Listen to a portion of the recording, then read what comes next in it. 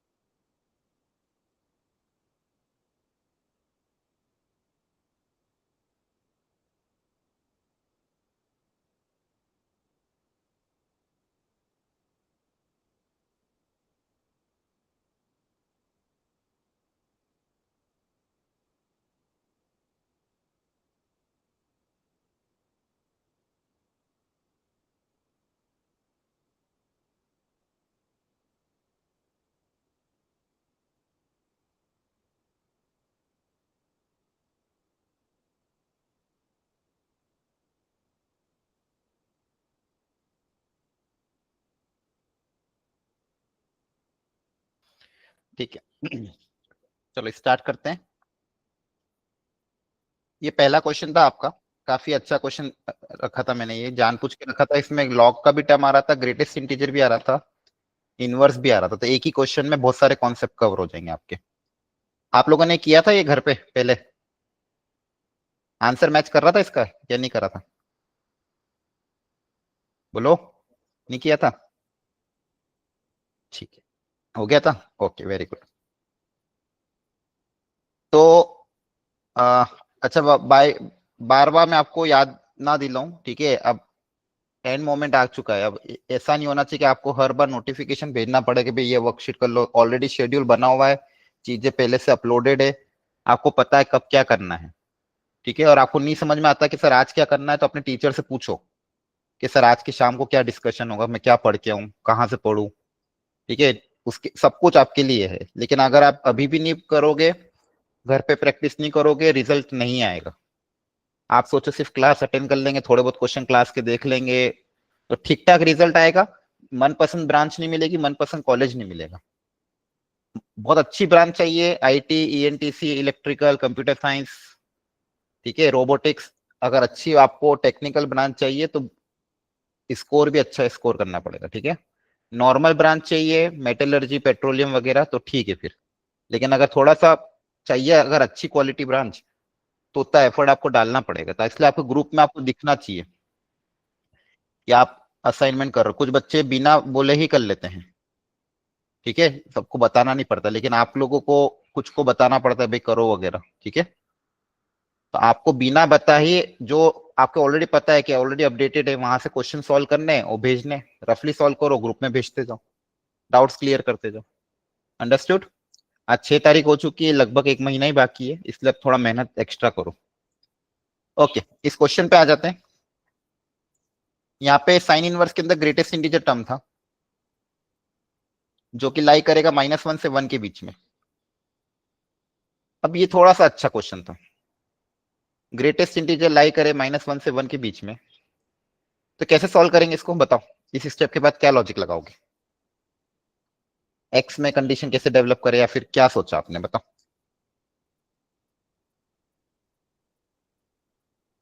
बोलो।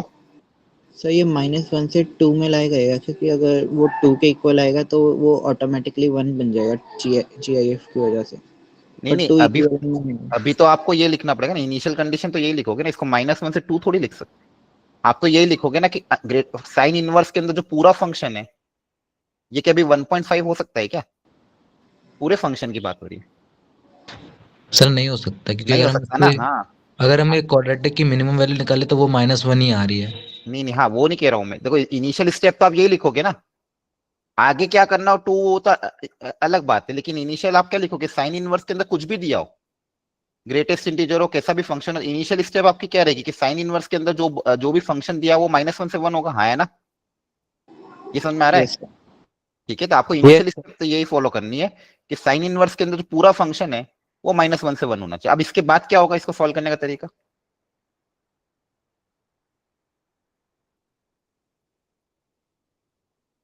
बोलो। अब ग्रेटेस्ट इंटीजर के अंदर एक क्वाड्रेटिक इक्वेशन है, उसकी वैल्यू -1 से 1 के बीच में लाई करानी है। तो आपको पूछा एक्स कहां से कहां तक होगा, तो कैसे सोचें इसके बारे में,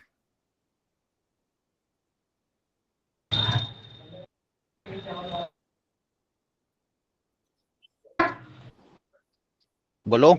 सर आप GIF लोगों ने, को हटा देंगे। हाँ इसको हटाओगे फिर कैसे सॉल्व करोगे?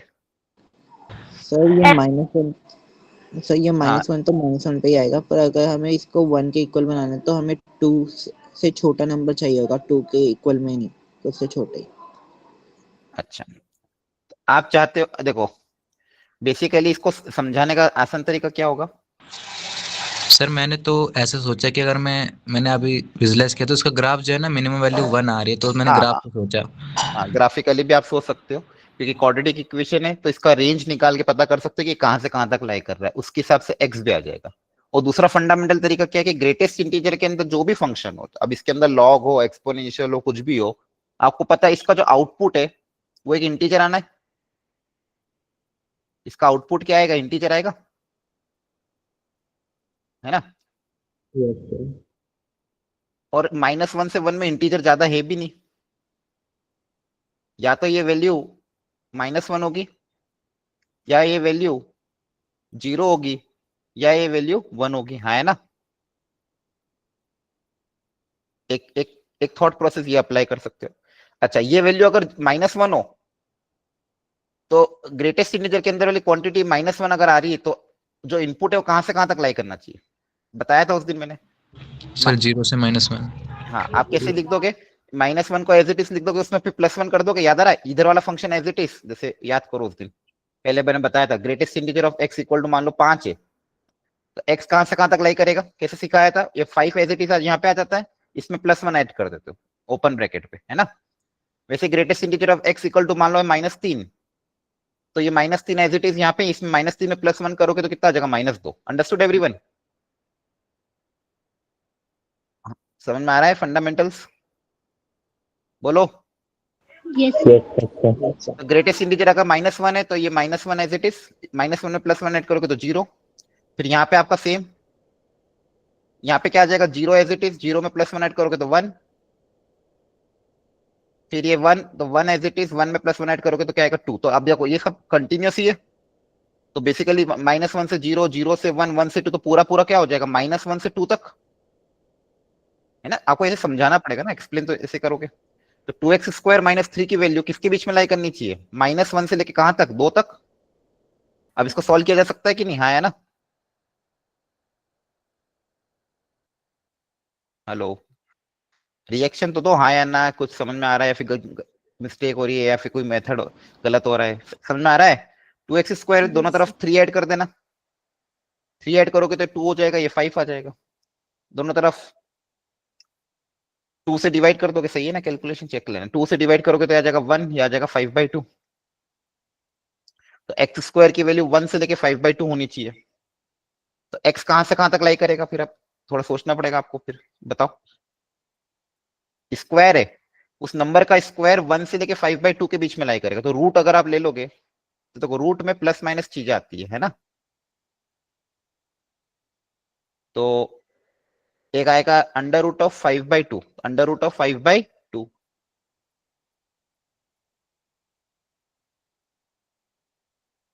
तो कौन सा रीजन आएगा, ये वाला।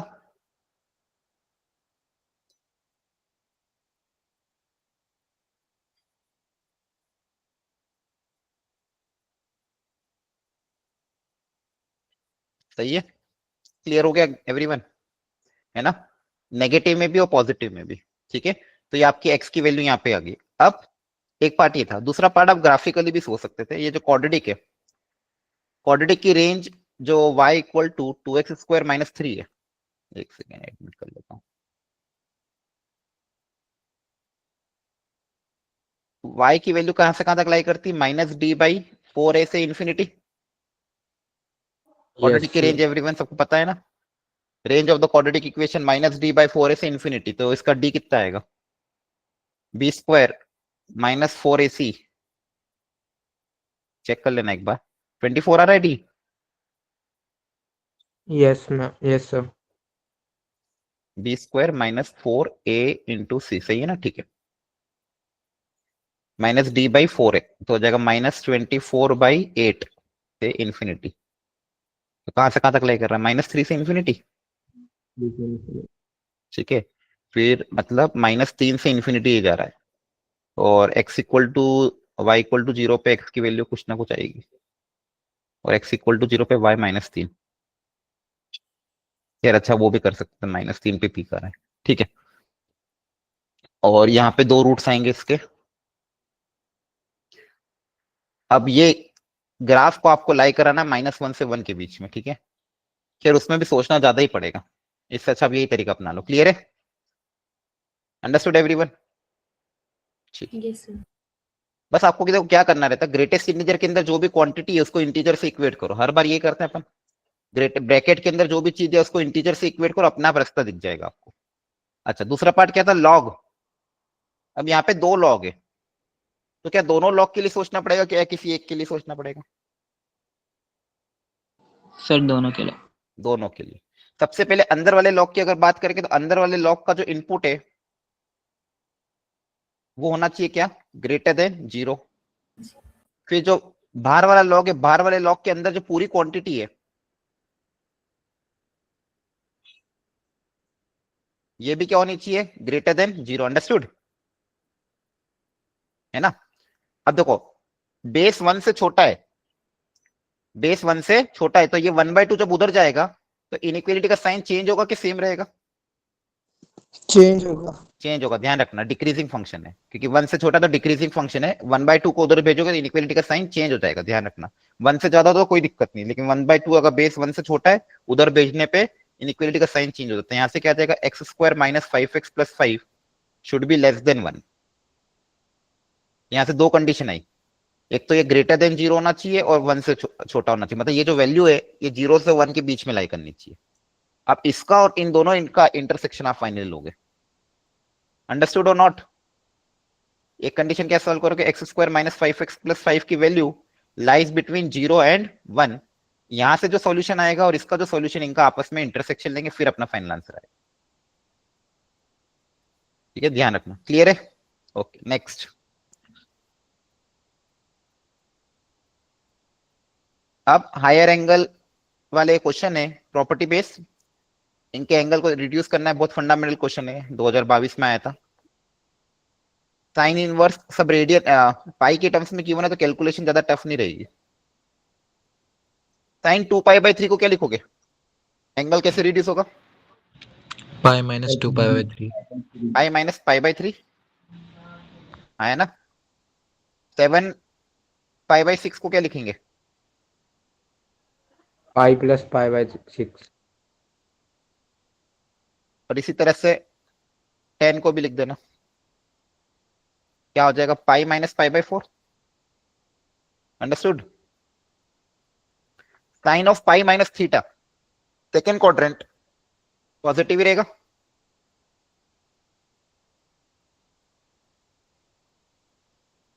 तो ये हो जाएगा साइन पाई बाई 3। यहां आ जाएगा थर्ड क्वाड्रेंट में नेगेटिव, तो minus of cos pi by 6। ध्यान रखना pi plus theta third quadrant, third में कॉस नेगेटिव होता है। ये सेकेंड क्वाड्रेंट में वापस टेन नेगेटिव, तो माइनस टेन थीटा। अब क्या यहाँ पे डायरेक्टली पाई बाई 3 बाहर आ सकता है?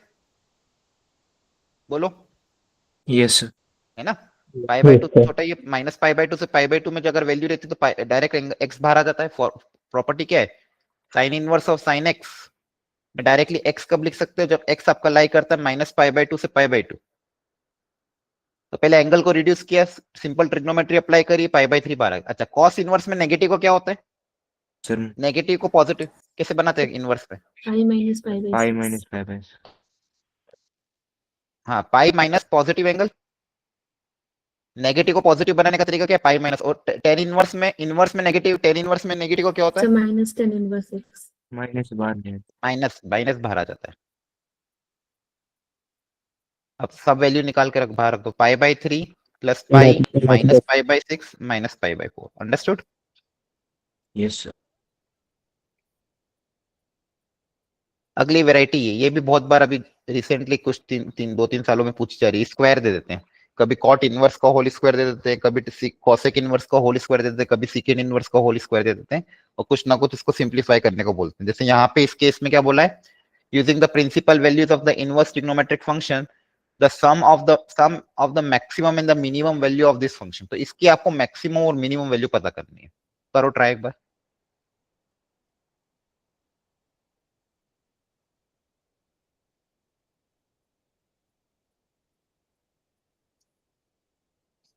ये जो एक्सप्रेशन दिया हुआ है, इसकी आपको मैक्सिमम और मिनिमम वैल्यू पता करनी है।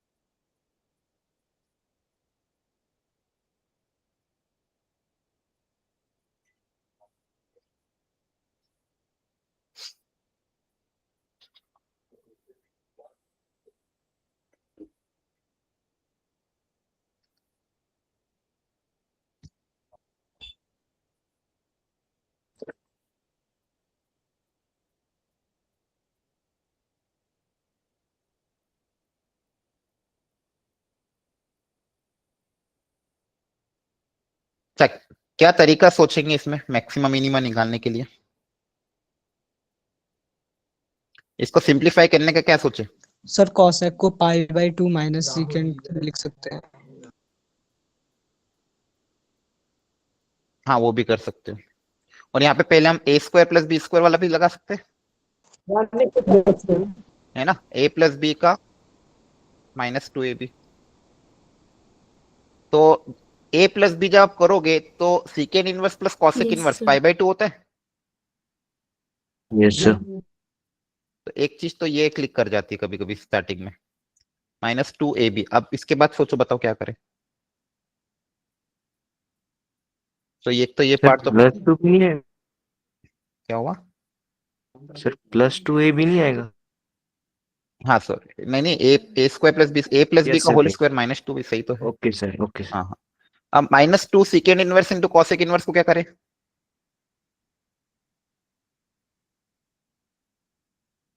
बोलो।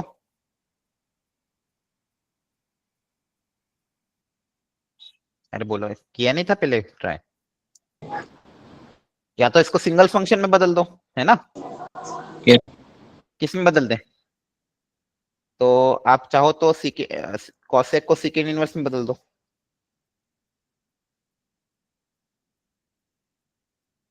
सही है। तो देखो पूरी इक्वेशन सीकेंड इनवर्स में बदल गई है। अब या तो सीकेंड इनवर्स को कुछ मान लो टी या थीटा, तो कितना हो जाएगा ये पाई square by 4 minus 2t into pi by 2 minus T. यहाँ से इक्वेशन क्या बननी मेरे पास?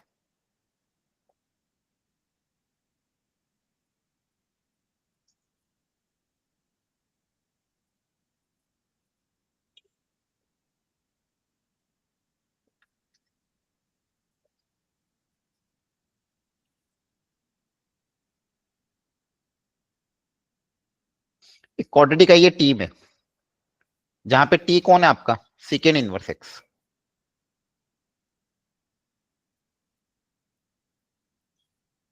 अब बताओ क्या करें? अच्छा, क्या टी टी कहां से कहां तक लाई करेगा? टी की भी तो रिस्ट्रिक्शन है, टी ऑल रियल नंबर तो हो नहीं सकता, है ना? टी कहां से कहां तक लाई करेगा?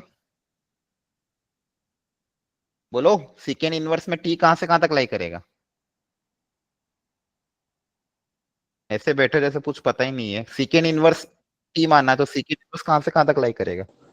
सर इन्फिनिटी, 1 से इन्फिनिटी और -1 से माइनस इन्फिनिटी, माइनस इन्फिनिटी से 1। सीकेंड इनवर्स, टी को सीकेंड इनवर्स माना है आपने, मैं सिर्फ पूछ रहा हूँ टी कहां से कहां तक लाई करेगा? T equal to secant inverse x.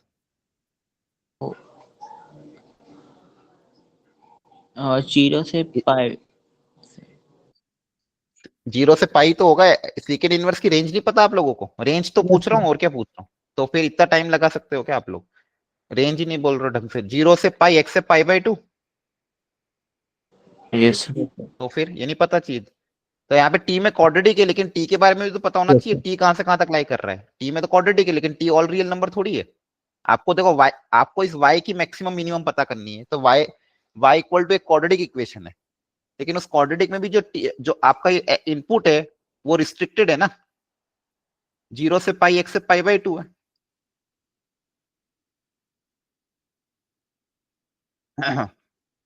तो आप बताओ, इस अगर टी की वैल्यू यहाँ से यहाँ तक लाई करेगी, तो उसमें y की मैक्सिमम और मिनिमम कहाँ पे, क्या कहाँ से कहाँ तक होगा, ये पूछा गया। मिनिमम तो -b/2 पे होगी। तो हाँ हाँ, तो -d मिनिमम तो उस टी पे होगी ना, मिनिमम -b/2 पे, लेकिन d कितना हो जाएगा? -d/4। इसका पहले d भी पता कर लो, एक काम करो। d कितना हो जाएगा? b² -4a इंटू सी। d नेगेटिव आ रहा है, चेक करो तो d नेगेटिव आ रहा है क्या? d नेगेटिव है मतलब ये तो अपवर्ड पे रहा बोला हो क्या? है ना? मतलब सॉरी, एक्स एक्सिस की पूरा ऊपर Yes, चलेगा, sir, always positive. Always positive, है ना? अच्छा, y एक्सिस पे कहां पे कट करेगा? तो t को 0 रखोगे तो कितना आएगा? पाई स्क्वायर बाय 4। ठीक है, अब ये पता कर लेते हैं ये कहां से कहां तक लाएगा। अब आपका t कहां से कहां तक लाई करना चाहिए? 0 से पाई। तो आपको नेगेटिव पार्ट वाला देखना ही नहीं, पहली बात।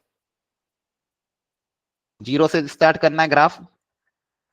ये पीक पॉइंट पता करो, ये वर्टेक्स कहां पे आ रहा है? -b/2 पे। तो -b/2 की वैल्यू अगर आप निकालोगे, π/4। π/4 आ रही है, ठीक है। तो ये π/4 आ रहा है, ठीक है। तो π/4 पे वैल्यू पता कर लो। π/4 पे y की वैल्यू कितनी आ रही है? यहाँ पे t की जगह π/4 रखोगे तो y कितना आ रहा है पता करो। -d/4 है, पता कर लो। ये तो -d/4 में कितना आएगा? -d मतलब 2π²। Pi square by 4 into 2, pi square by 8। ठीक है, और अब ये पता कर लो पाई पे वैल्यू कितनी आ रही है। एक्स को पाई रखने पे वैल्यू कितनी आ रही है?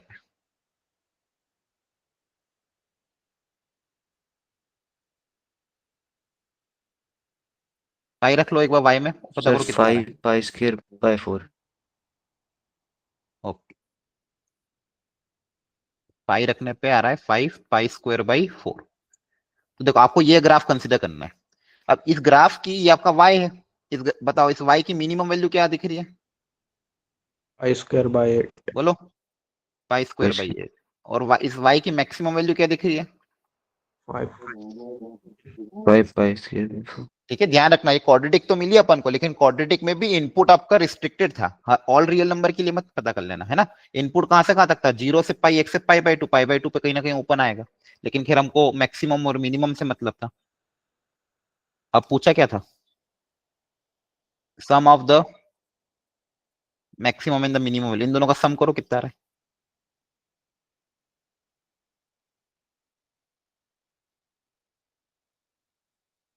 कितना आएगा ये, 10 + 1 11। अच्छा, आगे एक 16 भी था, है ना, यस तो कितना आ जाएगा, 22 पाइस, है ऑप्शन। 22. अंडरस्टूड हो गया। देखो आपके सामने सिंगल फंक्शन में कन्वर्ट किया, जिसमें कन्वर्ट हुआ उसको टी माना, टी में क्वाड्रेटिक बनाई, फिर उस क्वाड्रेटिक की मैक्सिमम मिनिमम वैल्यू पता कर ली according to the input. Input कहां से कहां तक लाई कर रहा है उसके हिसाब से पता कर लिया कि मैक्सिमम कहां तक जाएगा, मिनिमम कहां तक जाएगा। और ध्यान रखना है क्वाड्रेटिक के केस में वर्टेक्स के बार बार काम आ रहे हैं, मतलब जो भी क्वाड्रेटिक होती है उसका जो वर्टेक्स पॉइंट होता है वो पता होना चाहिए। एक्स कोऑर्डिनेट होता है -b/2 है, और वाई कोऑर्डिनेट होता है -d/4 है। Understood, okay. सर चलिए, हाँ बोलो। सर इस क्वेश्चन में पर secant square plus cos square, ठीक है सर। वो तो अपन स्टार्टिंग में ले लेता ना, उसी को तो सिंप्लीफाई किया है ना। ठीक। ओके, एक ये भी अच्छा क्वेश्चन था, सीकेंड इनवर्स में डोमेन वैसे जनरली कम आता है, लेकिन अभी कुछ पिछले साल आया था, एक बार ये भी ट्राई कर लो। जनरली आप डोमेन रेंज के question sine inverse, cos inverse, ten inverse में देखते हो, ये सीकेंड इनवर्स के भी आपको तरीका पता होना चाहिए। याद करो सीकेंड इनवर्स का जो इनपुट है वो कहां से कहां तक लाई करता था, उसके हिसाब से फिर क्या होगा इसमें, और ग्रेटेस्ट इंटीजर भी इन्वॉल्व कर दिया।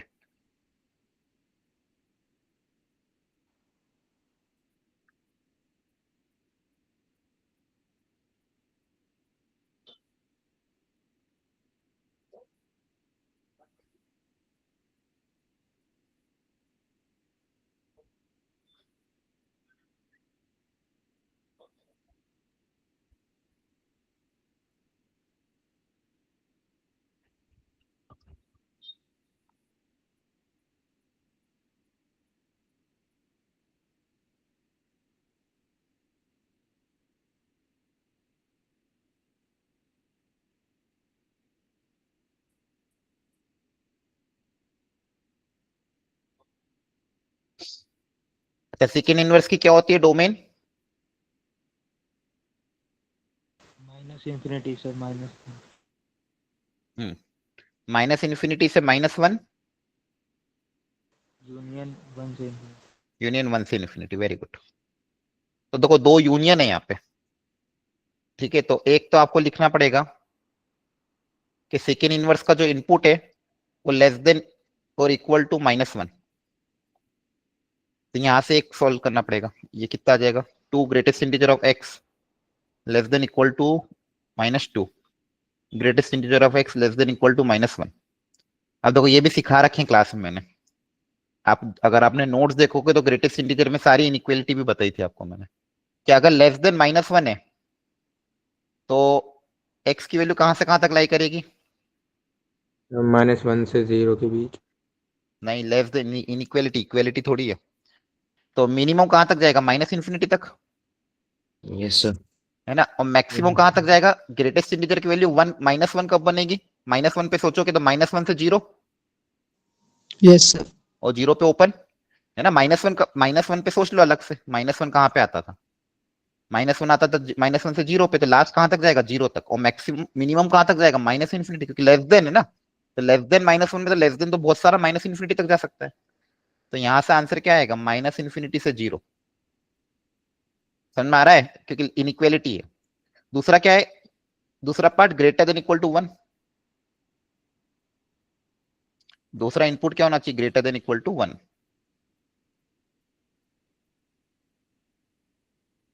तो ये तो आ जाएगा ग्रेटर देन इक्वल टू 0। अब 0 ग्रेटर देन इक्वल टू 0, तो मैक्सिमम कहां तक जाएगा, इन्फिनिटी तक, और यस सर। मिनिमम में जब 0 से इक्वेट करोगे, तो 0 से इक्वेट करोगे तो क्या आएगा, 0 से 1, तो मिनिमम वापस से 0 ही आएगा, है ना, इंक्लूडिंग। तो यहाँ पे आंसर क्या आएगा, 0 0 से टू इन्फिनिटी। अब इसका और इसका क्या लेना है आपको, यूनियन। तो जब इनका यूनियन लोगे तो यहाँ पे दोनों आई क्या है, x belongs to real number, yes sir. है ना। दोनों का यूनियन लेंगे तो सारी चीजें आ गई। ओके, अगला क्वेश्चन आता था 10 या समेशन ऑफ 10 सीरीज वाला। हाँ बोलो, डाउट है। हाँ, सर जो बी ऑप्शन है उसमें तो माइनस इन्फिनिटी से माइनस इन्फिनिटी लिखा है। तो वो ऑल रियल नंबर ही तो होता है, पूरी नंबर लाइन। तो पॉजिटिव इन्फिनिटी होनी चाहिए ना ऐसे तो। अरे अच्छा, हाँ ठीक है, बाय डिफॉल्ट समझ लो। क्लियर है। ओके, नेक्स्ट है आपका सीरीज वाले क्वेश्चन। सीरीज वाले क्वेश्चन में टेन इनवर्स की जो भी सीरीज आती है उसमें आप करते क्या हो, कौन सा कॉन्सेप्ट लगता है कि आपको ये क्रिएट करना रहता है, x minus y upon 1 plus x y. ये आपका क्या हो जाता है, tan inverse of x minus tan inverse y, और फिर इस पे आप समेशन अप्लाई कर देते हो। तो सबसे पहले तो आपको यहाँ पे जनरल टर्म पता करना पड़ेगा। अच्छा, टेन इनवर्स में कन्वर्ट डायरेक्ट भी कर सकते हो, बताओ कैसे कन्वर्ट करेंगे टेन इनवर्स में इनको। सर इसका उल्टा कर। उल्टा कर देंगे, पॉजिटिव नंबर है, उल्टा कर सकते हो डायरेक्टली, तो हो जाएगा 4/7, फिर आएगा 4/19। आपको इसका जनरल टर्म पता करो सबसे पहले जल्दी से, 4/39 एंड सो ऑन, इनफाइनाइट तक जा रहा है। तो इसका नीचे वाला जो सीरीज आ रहा है 4 7 19 39 67, इसका जनरल टर्म क्या होगा पहले ये पता करना पड़ेगा। इसको अलग से लिख सकते हो आप साइड में,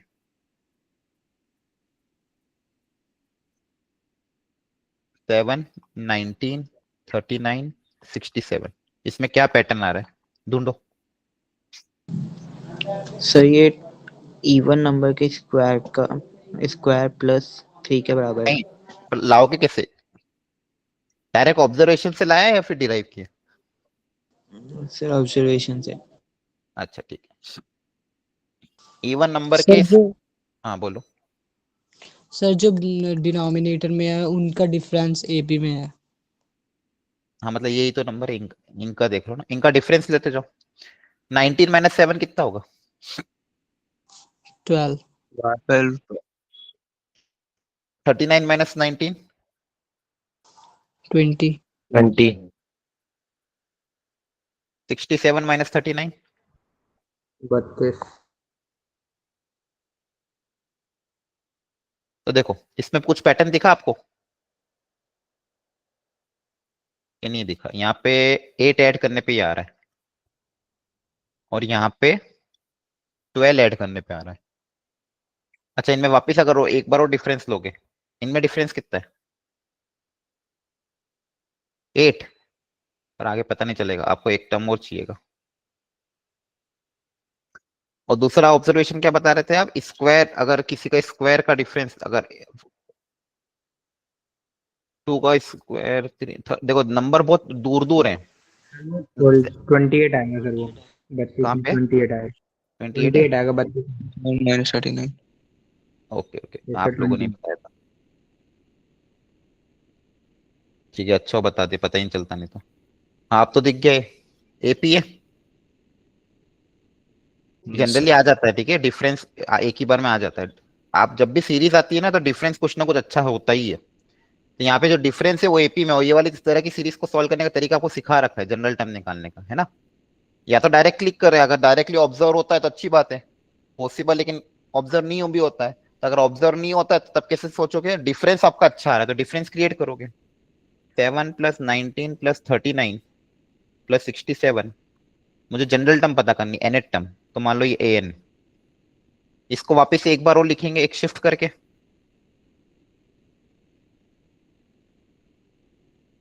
और जब डिफरेंस लोगे तो इधर 0 आ जाएगा, यहाँ पे क्या आएगा 7, और ये जो डिफरेंस है ये आ जाएगा।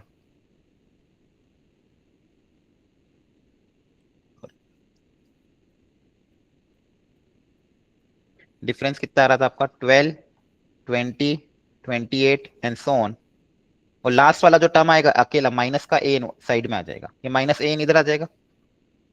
अच्छा, अब ये कितनी टर्म से ये सोचोगे अगर आप, तो यहां से लेके n-1 तक, n-1 का डिफरेंस यहाँ पे आता है ना। नंबर ऑफ टर्म्स कितनी आती है ये? n-1 टर्म्स, इसको छोड़ के यहां से लेके कहां तक जा रहे हैं? यहीं तक तो जा रहे थे डिफरेंस में। तो ये कितनी टर्म्स है इस ब्रैकेट के अंदर? n-1 टर्म्स है। तो सम ऑफ n-1 टर्म्स है, तो सम ऑफ एपी का फॉर्मूला अप्लाई कर दोगे, n/2, n की जगह n-1 आ जाएगा, 2a plus n-1 into D. Understood और नॉट? ब्रैकेट में से 2 उड़ा देना।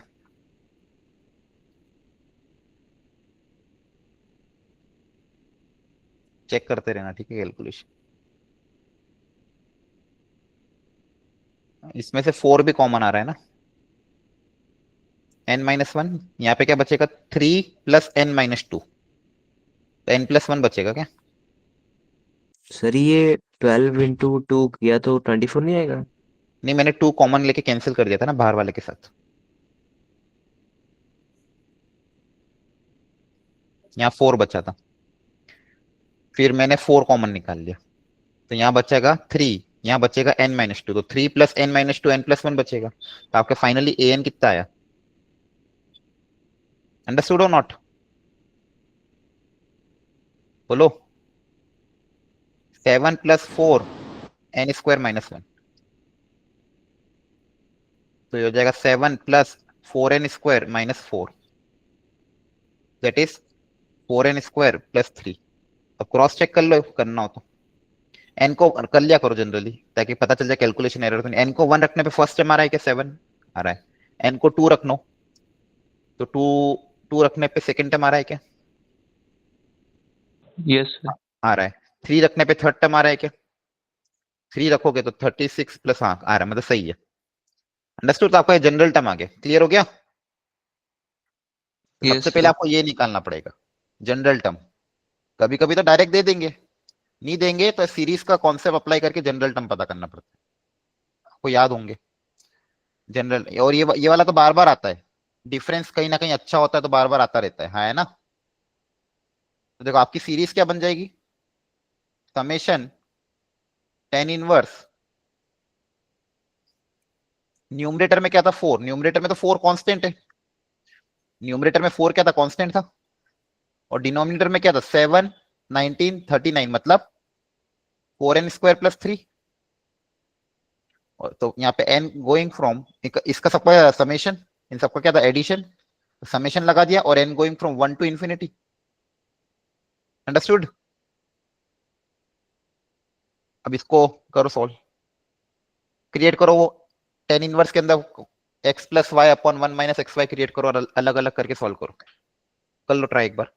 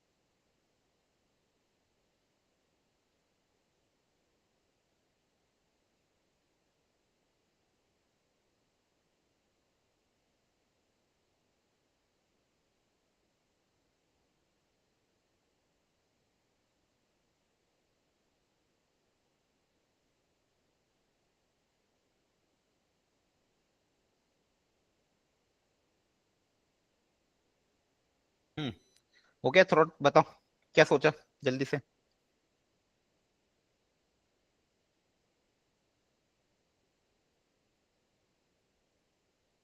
अलग अलग हो रहे कि नहीं हो रहे? इतना कैसे टाइम लग गया? हेलो, नहीं हो पा रहा है? सर हो गया। हो गया? सर इसमें डिनोमिनेटर में +1 -1 कर दिया। ठीक है, तो इसमें से +1 अलग कर लिया, तो इस 3 को ही मैंने तोड़ दिया, 1 + दिस, है ना? सर ठीक है, अब सर अब उसके बाद 4 से डिवाइड कर दिया। 4 से डिवाइड करा? 4 से क्यों डिवाइड करा? फिर तो यहाँ पे 1/4 आ जाएगा। सर इसमें पहले 4 से डिवाइड होगा, फिर 1 निकालेंगे नीचे से। अच्छा, पे उस, हाँ, उससे नहीं हो रहा है, ठीक है। यहाँ पे अगर आप a² + b² क्रिएट करोगे तो ऊपर इसका डिफरेंस क्रिएट नहीं आ रहा होगा ना? 2n + √2, 2n - √2, इन दोनों का डिफरेंस लोगे तो कितना आएगा? 2√2, ऊपर क्या है? 4। हाँ, डिफरेंस क्रिएट नहीं हो रहा है ना? अगर इस नॉर्मल मेथड से जाएंगे, 1 को अलग करके, तो डिफरेंस क्रिएट नहीं हो रहा। समझ में आ रहा है सबको? दिक्कत कहाँ पे आएगी? इसके बाद इसके 2 फैक्टर बनाओगे आप। जनरल जनरल मेथड क्या होता है? आप 1 अलग करते हो, फिर इसके 2 फैक्टर बनाते हो, और इनका डिफरेंस ऊपर आना चाहिए। तो यहाँ पे 1 को पहले अलग किया, तो यहाँ पे बना 4n² + 2, तो इसके 2 फैक्टर क्या बनेंगे? 2n, sorry sorry sorry sorry sorry sorry, minus कहाँ है? सॉरी, माइनस नहीं है यहाँ पे, माइनस चाहिए ना फैक्टर। a² - b², मैंने माइनस समझ लिया उसको, ठीक है। a² - b² भी नहीं लगेगा यहाँ तो आपको कुछ और ही सोचना पड़ेगा। तो पहले 4 से डिवाइड करो, तो 4 से क्योंकि आपको माइनस क्रिएट करना पड़ेगा डिनोमिनेटर में। a² - b² क्रिएट करने के लिए आपको नीचे माइनस चाहिए, है ना? नीचे क्या चाहिए? माइनस। तो नीचे माइनस क्रिएट करने के लिए यहाँ पे नंबर 1 से छोटा लाना पड़ेगा। तो पहले तो अपन ने 1 से 4 से डिवाइड किया, मान लो, तो 4 से डिवाइड करने पे क्या आ जाएगा? n² + 3/4। अब यहाँ पे हम करते +1 - 1, एक +1 किया और एक -1 किया। अंडरस्टूड? सबको समझ में आ रहा है? सबसे पहले 4 से डिवाइड किया, फिर एक +1 - 1 कर दो।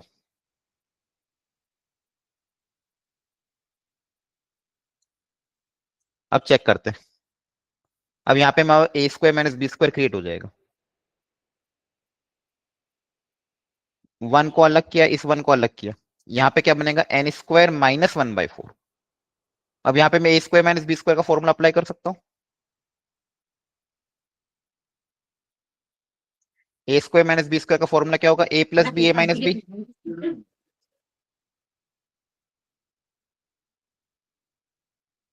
अब चेक करो, क्या इन दोनों का डिफरेंस 1 आएगा क्या? अपना आप 1 बन गया। नीचे वाले दोनों का डिफरेंस कितना आ रहा है? 1। तो नीचे का डिफरेंस ऊपर लिख देना। अच्छा, एग्जाम में इतना सब मेहनत मत करना, अगर डायरेक्ट दिख रहा हो तो स्टेप्स एलिमिनेट करना। वहां पे वैसे भी आपको बोर्ड्स का पेपर नहीं है कि अब स्टेप बाय स्टेप सारी चीजें लिखो। तो ये आदत हो जाती है बच्चों की कभी कभी, जो क्लास में जैसा कराते वैसे एग्जाम में लिखते हो। ये स्टेप आप ये लिखने की कोई जरूरत ही नहीं है। आपको डायरेक्टली दिख रहा है भाई इनका डिफरेंस बने, तो अगली डायरेक्ट अगली स्टेप पे आओगे। अगली स्टेप क्या होती है? tan−1x - tan−1y। हाँ, है ना? तो आप घर पे जब प्रैक्टिस करो तो कोशिश करो करो ये स्टेप्स को एलिमिनेट करने की। जैसे यहाँ पे मैंने +1 - 1 किया, वहीं पे फैक्टर बना लो काट पीट के, फिर ऊपर डिफरेंस क्रिएट करो। डिफरेंस भी क्रिएट करने की जरूरत नहीं है, आपको दिख रहा है 1 है तो डायरेक्ट ये वाला अब यहाँ से यही ये आना चाहिए आपको स्टेप, ठीक है? ऐसी प्रैक्टिस करोगे तो पेपर पूरा हो पाएगा, अदरवाइज पेपर छूट जाएगा। अभी भी बता रहा हूँ, पेपर लेंदी ही आता है मैथ्स का। आपको स्टेप्स को एलिमिनेट करके टाइमली सॉल्व करना होगा। अब यहाँ पे आप अप्लाई कर दोगे, एन की वैल्यू एक एक करके रखते जाना, डायगनली चीजें कैंसिल होगी, एक फर्स्ट टाइम और लास्ट टाइम बचेगी। अंडरस्टूड? कर लोगे solve? Yes sir. Yes. Yes sir. ये बहुत स्टैंडर्ड क्वेश्चन है, बहुत बार कराया है। आज चलो ग्राफिकली इसको सीख लेते हैं। एक तो तरीका वही है, पाई, मतलब एंगल को रिड्यूस करो पाई के टर्म्स में, और दूसरा ग्राफिकल तरीका। साइन साइन इनवर्स और साइन एक्स का ग्राफ आपको याद होना चाहिए। अब सबसे पहले -π/2 से π/2 में क्या होती है लाइन? y = x, है ना? -π/2 से π/2 में y = x लाइन होगी। अब एक बार बस पहली लाइन बना लिया करो रेंज के हिसाब से। साइन इनवर्स की रेंज क्या होती है? -π/2 से π/2। उसके बाद वापस ये बस पहाड़ बनाना रहेगा। एंड सो ऑन चलता जाएगा। फिर यहाँ पे वैल्यू पुटअप कर दो, 0 π/2 तो ये पाई होगा, ये 0 से पाई है तो ये 2 पाई होगा, और ऐसा आगे जाएगा, यहाँ पे 3 पाई आएगा एंड सो ऑन। क्लियर हो गया यहाँ तक? अब आपको सारी इक्वेशन लिखने की जरूरत नहीं है, जो जरूरत है बस उसी की इक्वेशन लिखोगे। आपको क्या चाहिए, ये ग्राफ किसका है, ये ग्राफ आपने ड्रॉ किया है, y equal to sine inverse of sine x का ग्राफ है, और आपको y की वैल्यू पता करनी है at x equal to 10। At x equal to 10 y कितना होगा ये पता करना है, at x equal to 10 y कितना होगा ये पता करना है ना। इस क्वेश्चन में x की जगह क्या रखना है, 10 रखना है। तो अब देखो x इन x एक्सिस आपकी ये रही, यहाँ पे 10 कहाँ पे आएगा, 3 पाई से थोड़ा सा आगे, हाँ है ना। तो Yes, आपको आपका टारगेट क्या है, इस लाइन की आप इक्वेशन निकाल लो, जहां पे मेरा 10 आ रहा है आपको इस लाइन की इक्वेशन निकालनी। देखो लाइन की इक्वेशन निकालना काफी आसान होता है, एक फंडामेंटल फॉर्मूला सबको पता होता है, y minus y one equal to m x minus x one, points लो फॉर्म, ये सबको रटा होगा, हाँ है ना, yes, पॉइंट्स लो फॉर्म। तो बताओ इस लाइन के ऊपर पॉइंट क्या है, इस लाइन के ऊपर कौन सा पॉइंट है जो दिख रहा है आपको, 3 पाई कॉमा 0, हाँ है ना, और इसका स्लोप कितना होगा,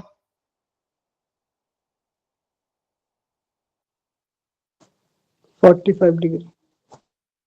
नहीं स्लोप मतलब m +1 -1। देखो स्लोप बहुत आसान होते हैं, एक्यूट एंगल 1 फिर इसका स्लोप -1, अल्टरनेट चलते +1 -1, तो ये हो जाएगा 1, ये हो जाएगा -1, है ना। ऑब्ट्यूज एंगल बना रहा है, देखो ध्यान से, तो स्लोप कितना होगा इसका, -1 होगा, अंडरस्टूड। सबसे पहली वाली लाइन का 1 होता है, फिर -1, फिर 1, फिर -1, फिर 1, फिर -1 चलता जाता है। देखो बस आपको दो ही चीज ध्यान रखनी, पॉइंट और स्लोप। पॉइंट ऑलरेडी आपको दिख जाएगा, और स्लोप लॉजिकली सोच सकते हो, अगर ऑब्ट्यूज एंगल बना रहा है तो स्लोप -1 होगा, वैल्यू पुटअप कर दो, तो y minus y one equal to m x minus x. ये बस समझाने में टाइम जा रहा है, इसको सॉल्व करने में 30 सेकंड भी नहीं भी लगने चाहिए आपको, फटाफट बस ये फटाफट रफली ड्रॉ किया, स्लोप देखा, पॉइंट देखा, इक्वेशन लिख डाली, तो ये कितना हो जाएगा, y equal to 3 pi minus x, ये आपकी इक्वेशन आएगी, अंडरस्टूड।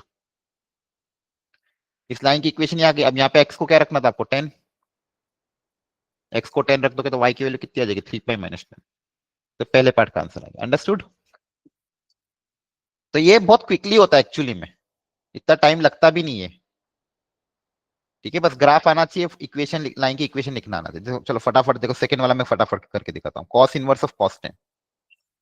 एग्जाम में कैसे करना आपको डायरेक्टली, कॉस इनवर्स के बारे में मुझे पता है कि भैया 0 से पाई होता है, तो 0 से पाई में y equal to x line बना दो,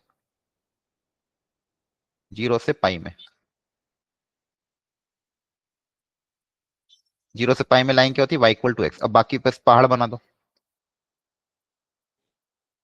अंडरस्टूड। एक सेकंड हैंग हो गया, एंड सो ऑन, ये पहाड़ बना दिया आपने, और वैल्यू पुट अप कर दो एक्स एक्सिस पे पहले। देखो ध्यान से, ये पाई था, ये पाई है, तो ये छोटी सी लेंथ पाई है, तो यहाँ पे क्या आ जाएगा 2 पाई, तो ये पूरे एक का इंटरवल 2 पाई है, तो यहाँ पे आएगा आपका 4 पाई, यहाँ पे कहीं बीच में आएगा 3 पाई, हाँ है ना। तो 10 कहाँ पे आएगा, 10 यहाँ पे कहीं आएगा, तो आपको इस लाइन की इक्वेशन निकालनी है, टारगेट क्या है, इस लाइन की इक्वेशन निकाल, वापस से देख, इसको लाइन को देख के बताओ इसका स्लोप कितना होगा, 1 के -1, -1 सर माइनस -1, और इसके ऊपर पॉइंट बता दो लाइन के ऊपर जहां से लाइन पास कर रही है, 4 पाई कॉमा 0, है ना, 4 पाई कॉमा 0 एक्स एक्सिस है ना। लाइन की इक्वेशन क्या है, y equal to m x minus x one, x को क्या रख देंगे 10, एक्स को 10 रख दोगे तो y कितना आ जाएगा, 4 pi minus 10, understood. yes, sir. तो फर्स्ट वाला पार्ट आया था आपका 3 पाई माइनस एक्स, सेकेंड वाला आ गया 4 पाई, अब जो भी निकालना निकल जाएगा, अंडरस्टूड और नॉट, ठीक है। एक ये वाला formula tan inverse x plus tan inverse y वाला π/4 दिया हुआ है, इसको सिंप्लीफाई आपको करना है। अच्छा यहाँ पे x मिसिंग है शायद, तो देखना पड़ेगा कितने सॉल्यूशन आ रहे हैं। ओके, यहाँ तक क्लैरिटी आई थोड़ा बहुत इनवर्स ट्रिग्नोमेट्रिक फंक्शन की कि नहीं। Yes, sir. ध्यान रखना डोमेन रेंज रटा हुआ होना चाहिए और प्रॉपर्टीज रटी हुई, बस दो चीज इसमें बहुत छोटा सा चैप्टर है इसके फॉर्मूले में, एक तो इसकी डोमेन रेंज ध्यान होनी चाहिए, सारे 6 के 6 फंक्शन की, और दूसरा प्रॉपर्टीज, जितनी भी छोटी छोटी प्रॉपर्टीज है वो, और कुछ भी नहीं। थोड़ा फंडामेंटल भी अगर आएगा और इजी क्वेश्चन अगर आ गया, अगर इस चैप्टर से आपका इजी क्वेश्चन आ गया तो बहुत डुएबल होता है, करने करने लायक क्वेश्चन होता है। ठीक है, वेटेज कम है लेकिन कभी कभी आ जाता है किसी किसी शिफ्ट में, तो कभी अगर आ गया किसी शिफ्ट में तो जरूर करके आना, 4 नंबर देके जाएगा चैप्टर। चलो मैट्रिसेस से स्टार्ट करते थे, जल्दी से करो सॉल्व। ये नॉन ट्रिवियल सॉल्यूशन है।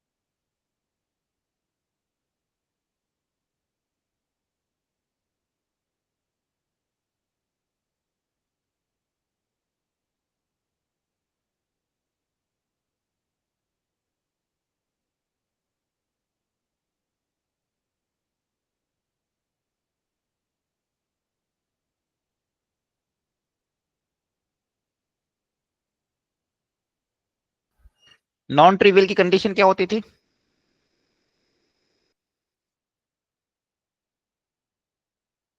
Delta x equal to 0।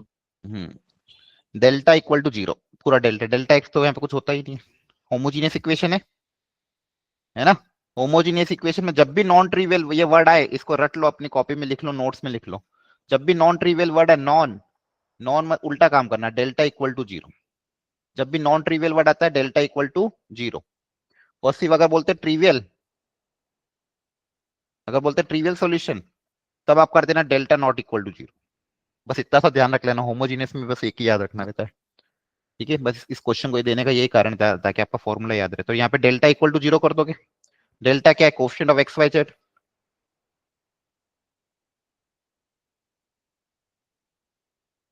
यहाँ से लेमडा का क्या आ रहा है? 3 वैल्यूज आ रही है। 3 वैल्यूज आ रही है, एक बार चेक कर लेते हैं। चलो, तो 1 into lambda plus 1 minus lambda into minus lambda square plus 1 minus 1 into lambda plus 1। एक बार चलो मैं ही क्रॉस चेक कर लेता हूँ, 3 आ रही कि नहीं आ रही। यस सर 3 आ रहा है। सबका 3 आ रहा है? Yes sir. Yes sir. ठीक है, 1 माइनस 1 और 0 सही है। ठीक है, लेमडा की यहाँ से 3 वैल्यू आएगी, 1 माइनस 1 और 0, फिर आप सॉल्व करके निकाल सकते हैं।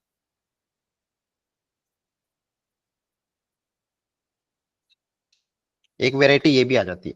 अच्छा, कभी कभी ये वर्ड यूज करेंगे होमोजीनियस इक्वेशन में, non zero solution. Non zero solution का मतलब, होमोजीनियस इक्वेशन में नॉन जीरो सॉल्यूशन मतलब ट्रिवियल के non trivial? Sir non non trivial. Non trivial, क्योंकि ट्रिवियल सॉल्यूशन क्या होता है? जीरो सॉल्यूशन होता है। नॉन जीरो सॉल्यूशन मतलब नॉन ट्रिवियल, ध्यान रखना। नॉन ट्रिवियल मतलब वापस डेल्टा इक्वल टू 0। ठीक है, तो यहाँ पे वापस आप डेल्टा इक्वल टू 0 करोगे, लेकिन यहाँ पे सॉल्यूशन एक्स वाई जेड का रेशियो पूछा, तो आपको डेल्टा इक्वल टू 0 करके के निकालना है। फिर वहां से एक्स की वैल्यू, वाई की वैल्यू और जेड की वैल्यू किसी के टर्म्स में निकालनी पड़ेगी। मारा है, दो इक्वेशन को सॉल्व करके एक्स और एक्स की वैल्यू वाई के टर्म्स में निकालोगे, फिर तीसरी इक्वेशन में रख के जेड की वैल्यू भी वाई के टर्म्स में निकाल लेना, फिर रेशियो निकालना। अंडरस्टूड? सबसे पहले आप डेल्टा इक्वल टू 0 करोगे, के पता करोगे, के की वैल्यू यहाँ पे रख देना। आपके पास 3 इक्वेशन है, तो शुरू की दो इक्वेशन को सॉल्व करके एक्स और वाई में एक रिलेशन डेवलप कर लेना, ठीक है। फिर जेड की वैल्यू भी किसी के टर्म्स में पता कर लेना, तो एक्स वाई जेड की वैल्यू किसी के टर्म्स में निकाल लेना, क्योंकि इनफाइनाइट सॉल्यूशन आएंगे। तो एक्स वाई जेड की वैल्यू आप निकाल लेना, फिर यहाँ पे वैल्यू पुटअप करना, अंडरस्टूड, तब जाके सॉल्यूशन आएगा। क्लियर है? यस। Yes Okay. सर। अगली वेराइटी है, एक ही क्वेश्चन में सारा दे दिया है आपको। यहाँ पे एक नॉर्मल इक्वेशन गिवन है, आपको पता करना है यूनिक सॉल्यूशन, इनफाइनाइट सॉल्यूशन या नो सॉल्यूशन कौन कौन सी कंडीशंस पे आएगा। कर लो ट्राई, अच्छा क्वेश्चन है। अब यहाँ पे आपको डेल्टा, डेल्टा एक्स, डेल्टा ये सब निकालने पड़ेंगे ना, एटलीस्ट डेल्टा और डेल्टा एक्स तो निकालना ही पड़ेगा। चेक करो क्या क्या क्या फायदा है निकालने में। डेल्टा या तो डेल्टा जेड निकाल लेना, कैलकुलेशन आसान बनानी है।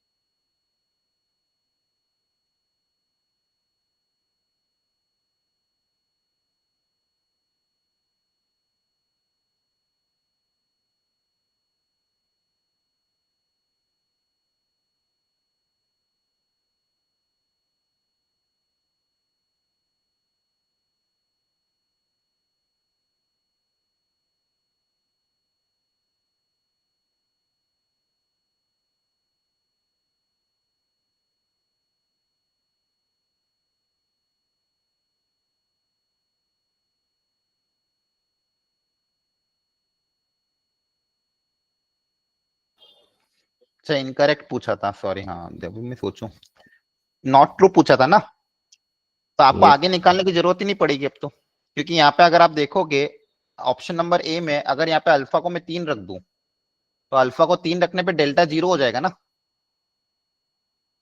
हाँ है ना, देखो यहाँ पे यहीं पे सॉल्व हो जाएगा। ये देखो कितना छोटा सा क्वेश्चन हो गया था। अल्फा को 3 रखने पे डेल्टा आपका क्या हो रहा है, 0 हो रहा है। तो डेल्टा 0 हो रहा है, तो क्या आपको कभी भी अल्फा इक्वल टू 3 पे यूनिक सोल्यूशन मिल सकता है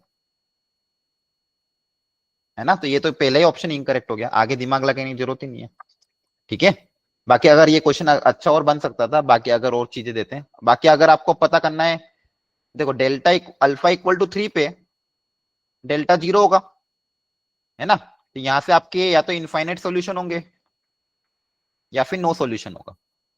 देखो ये ऐसा टॉपिक है जिससे जेई बार बार क्वेश्चन पूछ रहा हो, इसमें भी अगर आप अभी भी प्रैक्टिस नहीं करोगे और नहीं अगर मैथ्स में स्कोर कर सकते तो फिर तो आप क्या करेंगे, क्योंकि ये मैंने आपको पहले से ही बोल रखा है, सिस्टम ऑफ इक्वेशन से एक क्वेश्चन आ ही रहा है, और आपके अगर आंसर नहीं आते या फिर आपको नहीं आता तो आप बार बार प्रैक्टिस करो इस टॉपिक की, कम से कम पूरे चैप्टर में कुछ नहीं कर पाओ तो ये तो कर ही लेना। अंडरस्टूड? आया यस ना? ठीक है, ये आपसे एक्सपेक्ट किया जाता है कि भाई इतना तो करके आओगे। अब कुछ कुछ बच्चे मैथ्स में 0 नंबर ला रहे हैं अभी भी, फुल सिलेबस पेपर में -1 ला रहे हैं, -2 ला रहे हैं, बल्कि कुछ क्वेश्चन ऐसे आते हैं जो डायरेक्ट है, जो कि हर क्लास में मैं बता रहा हूँ कि भाई आएंगे ही सही। तो शॉर्टेस्ट डिस्टेंस वाला क्वेश्चन, टाइप्स ऑफ रिलेशन वाला क्वेश्चन, सिस्टम ऑफ इक्वेशन से क्वेश्चन। तो मैथ्स में 3 क्वेश्चन तो कम से कम 2 तो क्वेश्चन कम से कम करके आओ। अब इनफाइनाइट सॉल्यूशन के लिए आपके डेल्टा एक्स डेल्टा वाई सबके सब भी 0 होने चाहिए, और नो सॉल्यूशन में कम से कम कोई एक any one of the delta x delta y delta z क्या हो जाए, नॉन जीरो हो जाए। ठीक है, तो ये कंडीशन से आप इनफाइनाइट सॉल्यूशन पता कर लोगे। देखो डेल्टा इक्वल टू 0 और ये सारा 0 मतलब इनफाइनाइट सॉल्यूशन, और delta equal to 0 this not equal to 0 में नो सॉल्यूशन। डेल्टा इक्वल, आपके पास समरी क्या है इस पूरे यहाँ की, एक सेकेंड, हो जाएगा ये सॉल्व। ठीक है, ओके।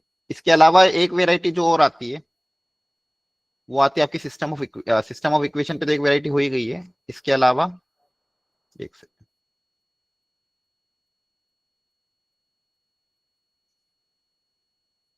वापस शेयर करनी पड़ेगी स्क्रीन। एक आपका होता है एडजॉइन और एक हायर पावर वाले क्वेश्चन, और कभी कभी एक आधा क्वेश्चन ट्रांसपोज पे आ जाता है, सिमेट्रिक नॉन सिमेट्रिक पे। एक ये ट्राई कर लो, डिटर्मिनेंट ऑफ ए दिया हुआ है 3x3 है, इसको सिंप्लीफाई करो, वो पता करो m और n कितना आएगा।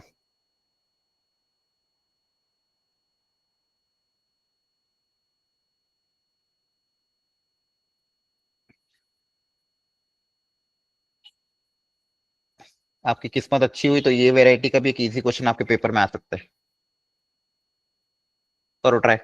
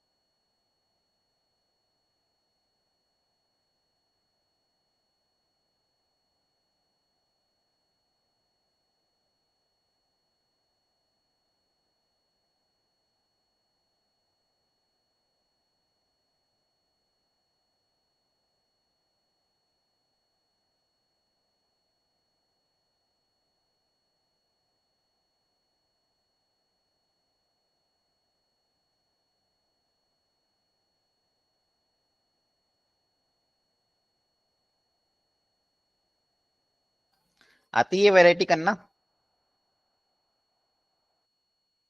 आया ना?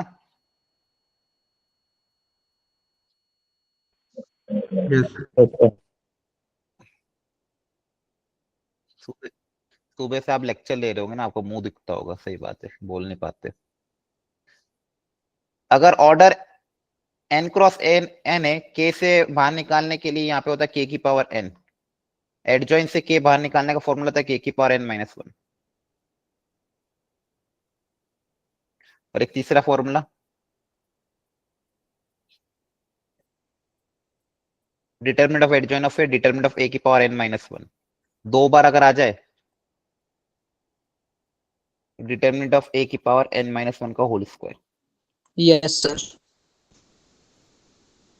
ओके, सबसे पहले 3 को बाहर निकाल दो, 3 जो है डिटरमिनेंट से डायरेक्ट ही बाहर आ रहा है, तो 3 की पावर 3 बन के बाहर आ जाएगा। इसका काम हो चुका। अब देखो मैं अब एक एक करके सारा ही निकाल रहा हूँ।